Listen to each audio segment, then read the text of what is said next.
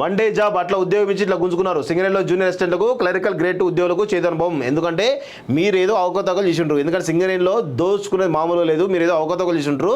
అందుకే ఒక one day job ఇచ్చి వదిలేసినట్టున్నారు. వాస్తవంగా ఉత్తర్వులు రాగానే అవి హోల్డ్లో పెట్టినట్టు నాకైతే అర్థమవుతా ఉంది.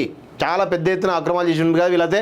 కల్వకుంట్ల కుటుంబం సింగరేణిలో చేసేటటువంటి అక్రమాలు, అన్యాయాలు అంతా ఇంత కాదు, చెప్పాలంటే మామూలు విషయం కాదు.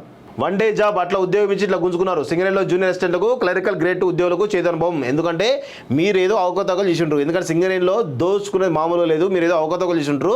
అందుకే ఒక వన్ డే జాబ్ ఇచ్చి వదిలేసినట్టున్నారు. వాస్తవంగా ఉత్తర్వులు రాగానే అవి హోల్డ్లో పెట్టినట్టు నాకైతే అర్థమవుతా ఉంది.